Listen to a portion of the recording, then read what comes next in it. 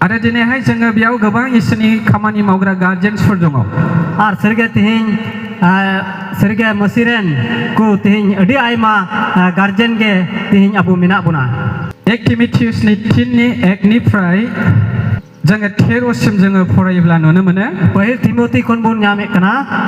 बे बाथ्राया नंथारगौ सोरबा गिर्जानि दैदेनग्रा जानो हास्थायोब्ला बियो मोजां हाबाखौ हास्थायो बेनिखायनो गिर्जानि दैदेनग्राया सोंखारि जाथावै सासेल' हिनजावनि बिसाय फेयि थर गोनां आयदो गोनां आलासि सानग्रा फोरोंनो गोरों द्राक्षा बिदै नङाब्ला बुज्लायनायाव गोसो होयै गुरै नांज्लायै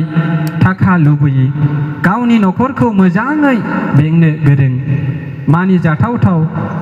जानाय मानिनो गोरों बिसाफोर जानो नांगौ पहिल तिमोथी तेसार हटिंग रिया पहिला कली नोंकाल का गे मेने कना सरी कथा कना नोवा दो जहाय होड़ मांडेर गुपी गिरिये गागोचो खान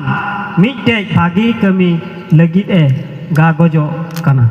सोरबा गावनि न'खरखौ बेंनो रोङाब्ला बियो माब्रै इसोरनि गिर्जानि थाखाय गोसो होनो जहाय जुदी आय घारोज रेन गार्जेन जुदी आय घारोज रिया चला बिना वाय बड़ाय खान तबे ईश्वरा कमी को दो चेक लेकाते उनिये कमी दाड़ी किया आरो 12 फनाव बुंदों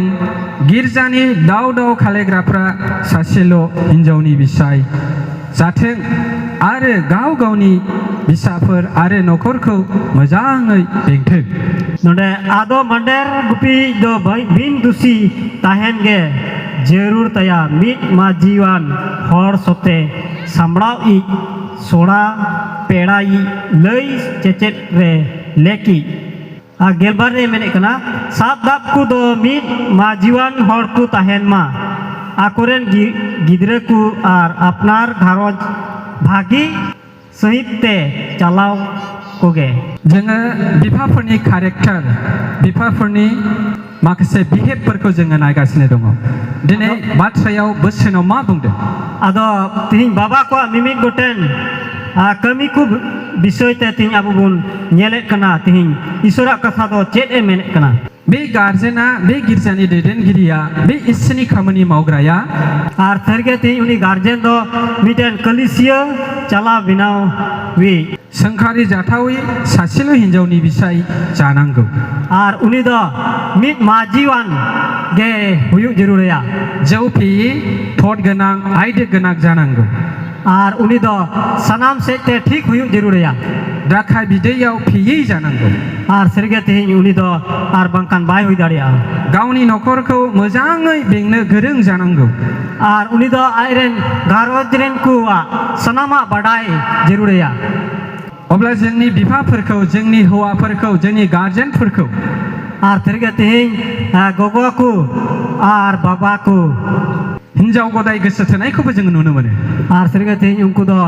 आकु तलारे मिटेन हिनजाव गदाय लानानै खारलांनायखौबो जों नुनो मोनो आर सरगे तिहिं उनको तलारे तिहिं आबो माने आकु तलारे भिंगड़े बुन नेलेत को कना आरो बिनि न'खरा गेरेबलांनायखौ जों नुनो मोनो आर उनका लेकाते आकु घारोज रिया घारोज को दो रपुदो हो हुयु कना बिनि बिहि बिसाया अमासि जानांनायखौ जों नुनो मोनो आर सरगे तिहिं उनको रे अडी बढ़िया को बुन नेल नाम दाड़िया कना बेनिखायनो बेबादि जानो नाङा जोङो गावनि न'खरखौ मोजाङै बेंनो गोरों जानांगौ मेनखान उनका दो हुयु बान जरूरा तिहिं अपनार निजेर घारोज रेन दो अडी मोज दो कुरिया जरूर मेना जों बिफाफोरहा न'खरनि गार्जेनफोरहा जे मोनसे ग्रेट रेसपन्सिबिलिटि दङ आर सरगे तिहिं गगो आर बाबा को दो निजेर घारोज रेन को लगिते अडी दायित्व मेना गावनि बिहिखौ अननांगौ गथ'फोरखौ अननांगौ आरो न'खरखौ अननांगौ आर आयरेन नि हो उनी दुलड़ी जरूरा आर आयरेन गिद्रे को हो दुलड़ को जरूरा आर आयरेन घारोज रेन को तिना मेना को सनाम को गे दुलड़ को रिया जरूर मेना अब्ला फैदो जोङो बिहिफोरनि माखासे रेसपन्सिबिलिटि आरो बिसोरनि माखासे बिहेभ जोङो बेखौबो नायनि तबे तिहिं उनकुआ दायित्व चेक चेक कना ओना थोड़ा गन बुन नेल लेगा आरो बाइबेलावहाय बुंदों बोसोन बिजाबनि 31:10 बाइबेल खने मेने कना बोसोन बिजाबनि 31:10 जोङो फरायनि आखल गोनां आरो मावनो हानाय हिनजावखौ मोननाया बेसे गोब्राब बियो दाम गोसा अलंकारफोरनिख्रुइबो दाम गोसासिनथार कहतु पुथि गेलमिद हटिंग रिया गेल कली रिबुन ᱧᱟᱢᱮ ᱠᱟᱱᱟ ᱱᱚᱝᱠᱟ ᱞᱮᱠᱟᱜᱮ भागी बहु दो ओकारेम ᱧᱟᱢ किया उनी दो मनिकु खन हो अडी ते दामना बोसोन बिजाब 14 1 आर 14 रिया 1 खन बुन नेल दाड़िया कहतुक रिया गे गियानी हिंजावा नखरखौ फेदेरलाङो आमथाय आखल गैयै हिंजावा नखरखौ संहारसो खालामो नोडे मेने कना 14 रिया 1 रे अकिलान माजी दो ओड़ा ए बेनाव राकाबा मेनखान बेबुज दो आया तितेगे ओनाय धान दासेरदा अब्ला जोङो दिनै बोसोनाव मिथिनो मोनबाय आखल गोनां आरो मावनो हानाय हिंजावखौ मोननाया बेसे गोब्राब तबे तेहिं नोडे बुन ᱧᱟᱢ दाड़िया कना अकिलान माजी को को चेक लेकना मेनते गियानी हिंजावा नखरखौ फेदेरलाङो आमथाय आखल गैयै हिंजावा नखरखौ संहारसो खालामो आर सरिगे ती नोडे बुन ᱧᱟᱢᱮ कना अकिलान माजी दो आया ओड़ा ए बिनाव रकाबा मेनखान बेबुजी मान माजी दो उनी आया घारोजे धान दासेरा मोनसे नखरखौ जौगाहोलांनाय आरो संहार खालामनाय बिबाना हिंजावफोरनियाव थायो आर ओना येते तिहिं घारोज चलाव बिनाव लगिते से मौज दहय लगिते माजी को दायित्व मेनाआ दिनै नोंथांमोननि गोबां आइजोफोरा सानदों जानो हागौ नखर लुखांनायाव हिंजावफोरहा जेबो दायित्व गैया आर अडी आयमा गोगो कोबे कुते हुदिस दाड़ी किया जे गोगो को दो घारोज रे चेत हो दायित्व बनुआ मेनते हिंजावफोरनि बिबाना बिसायनाव गोदान गोदान गाननाय जोमनाय सना रुपा बिनांगौ आर सरिगे तिहिं गोगो को से माजी को दो नुआ गे मिना सोना रुपा को तिहिं ᱧᱟᱢ रिया जरूर मिना मेनते बाजारनिफ्राय बायनानै लाबोब्ला संनानै होनांगौ आर सरिगे तिहिं आपे दो बाजार कोन पे किरिंग एगु लेखान के तिहिं ओना को तिहिं आपे तैयार बिनाव पे आर पे मगुआ जाहोनांगौ लोंहोनांगौ बेल' जोंनि बिबान मेनखान तिहिं आपेया दायित्व नुआ गे बोले तिहिं एकेन को किरिंग एगु पेया आर पे तैयार बिनावा आर पे जम न्यू ओचोकवा इनेगे आपेया दायित्व दो गोबां आइजोफ्रा बेबादि मिस्टेक साननो हागौ मेनखान अडी उतर गोगो हर के तिहिं एकेन ओना को हुदिस दाड़ी किया बेबायदि आइजोफोर गोबां दङ जोङो नुयो मेनखान तिहिं उनकान गोगो को अडी उतर के मिना बड़ा कोआ दाबसे जायगायाव सासे आइजो दङमोन मिटेन जायगा रे मिटेन गोगो हरे ताहे कना बियो हाबा जागोदान आर उनी दो नवा के बपलाव कान थाकना बियो सानसेखालि बिसायखौ बुंबाय आर उनी दो मिटे कथा नवाय मेन लेदा आंनो स्कुटि गोदान बायनानै होदो इन मिटेन नवा स्कुटि जरूरिनो आंनो गोदान स्कुटि बायनानै होदो नङाब्ला आं नोंजों रायजो जाला आं न'आव खारनानै थाहैनोसै आर उनी बहुता दय मेन केदा इन मिटे नवा स्कुटि बाम किरिंग खाय आम संगे संसार दो बइन चलावा से संसार बइन जमा अब्ला फिसाया खर' हमबाय आं बबे थाखाजों नोंनो स्कुटि बायनानै होनो तबे जावायते दो हुदिस किदा जे ओकारे इन टाका ᱧᱟᱢᱟ आया बहो रे तुनुमना ओकारे टाका ᱧᱟᱢᱟ चेक खन आम मिटेन स्कुटि किरिङमा जेबादि खोथा बुंबाय स्कुटि बायनानै होनो हाब्लासो आंजों रायजो जागोन आरो बायनानै होनो हायाब्ला न'आव खारलांसिगोन जेलेका आम कथायेम मेन केदा मिटे स्कुटि किरिङाइन खाय आम संगे संसारा आर ओना बाम किरिङाइन खाय तिहिं इन दो ओड़ा तिन चलाव जङा बिसाया जोबोद टेनसनाव गोग्लैबाय मेनखान जावायते दो अडी आटे माने समस्या रे पड़ावना आङो मा खालामबावनांगौ तिहिं आं चिन चिकाया आङो गोदान स्कुटि हिनजावनो बायनानै होनो हायाब्ला आंनि न'खरा दिनै धंस जासिगोन इन बहु मिटेन नवा स्कुटि बइन किरिङ दाड़िया खाय तबे इन्या घारोज दो चाबा तिnya हिनजावा खारलाङोब्ला सोर संगोन खावगोन गथ' गथायखौ नायगोन तबे उनी बहु तिnya दौड़ लेखाय घारोज रे अकय तैयार बिनावा आर गिद्रा को दो अकय जम न्यू चकवा बिसायनि गोसोआव जोबोद टेनसन जाबाय तबे उनी जावाय ता दो अडी आट गे टेंशन ना आया मन रे अब्ला उपाय गैया लन लानानैब्लाबो हिनजावनो बायनानै होबाय तबे उपाय बनुआ जहां लका तेगे तबे उनी दो किरिङाय जरूरा आरो बे न'खरा रेनि जानो हमजेनबाय आर तिहिं घारोज रे दो उनका होयना अब्ला ख्रिस्टना अनलायग्रा ख्रिस्ट लोगोफोर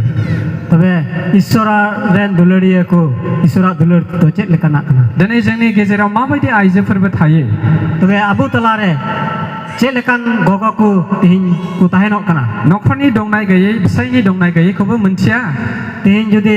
gharoj re cek mena bunu ona judi aj bai badai khan. नांगौ नालाय नांगौ डिमान्ड आरो गावसिनि गोसोनि लुबैनायखौ फुरा खालामो Menkan tihin mimi ku nungka ge mena kuah khali ku dimanda gharoj re ar oka jirur ku khali unagi ku nyam lagi ku kurumutuya onde do gharoj re mena ase bunu cek ho ona do baku disa. जोङो बेबायदि आइजोफोरखौबो दिनै बर्थमान आथिखालाव जों नुनो हायो Ar tihin ungkan gogo ko ho se bahu ko ho tinya din re abun nyel nyam dare ko kana. आरो बेल' नङा Menkan eken ona skar do bang. जोंनि गोबां आइजोफ्रा Menkan adi utar bahu ar gogo kuge फिसाय गोनांखा आइजोफ्रा ar tihin jawai ren bahu kuge गोरलै गथ' गोनां आइजोफ्रा ar tihin okoi do kati dulare gidre ku minang badaku taku गुबुन हौवाजों बिदेशाव खारलांनायखौ जों नुनो ar मोनो mimik kudo miten nawa jawai songe barhe disam ku deuret kana. जेब्ला जोङो फेसबुक इउटुब जोङो खुलिनानै नायो Atin re abu Facebook ar YouTube kulo kate bun nyelek kana. सासे फिसाय गोनांखा हिन्जावा गुबुन हौवाजों खारलांनायखौ जों नुनो मोनो Miten gidre ren aj gogo do miten jawai songe miten nawa jawai songe barhe disam se deur keda. आरो गोरलै गोरलै फिसायफ्रा ससियेल मिडिया लिंहरनानै बुंनाय गाबनायखौ जों नुनो मोनो Ar serge tihin ungka nirbagi akan ku tihin ungkua ra tihin abu bun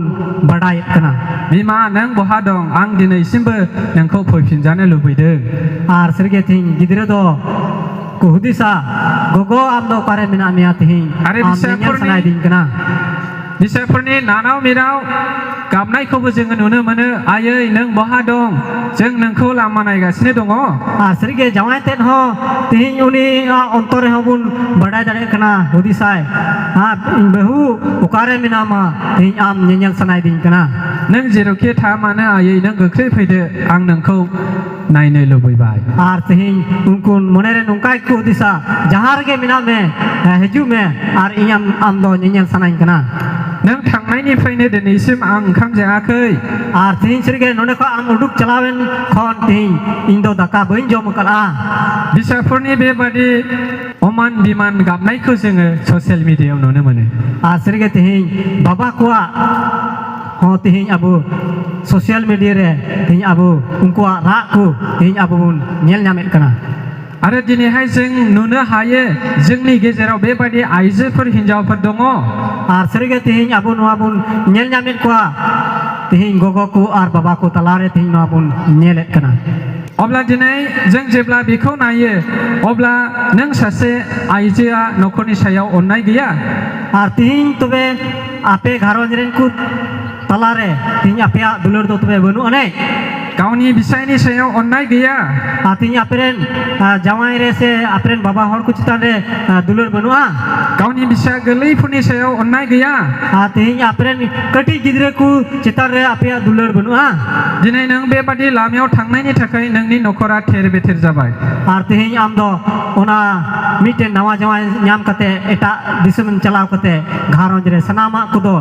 bari chabaina. बेनिखायनो बोसोनाव बुंदों गियानि हिन्जावा न'खरखौ फेदेरलाङो आन्थाय आखल गैयै हिन्जावा न'खरखौ संहारसो Ar खालामो onate mene kana akilan maji do ora e binaw rakaba menkan debuji maji do tihin aya gharoje dhan daser gidia. दिनैहाय जोंनि बे कनफारेन्सनि टीमा जाबाय लाभ in the family Ar ona lekate tinya din re tin oka do bo katai em ka bun tihin gharoj ko talare iswar baba dulur. न'खरखौ अननाय लाभ your family Ar ongkate mene kana ape gharoj ren ku dulur ko pe. नोंनि न'खरखौ अनदो Ar ape dulur doho ko pe. आरो दिनैहाय बोसोनाव बुंदों बिसायफोर नोंनि न'खरखौ अनदो Ar tihin Bible re mene kana tihin e baba ku aperen gharoj ren ku dulur ko pe. आरो दिनैहाय बोसोना बुंदों दिनैहाय बे कनफारेन्सनि टीमा बुंदों बिहिफोर नोंनि न'खरखौ अनदो Tihin conference re mene kana ape e bahu ku ape gharoj ren ku dulur ko pe.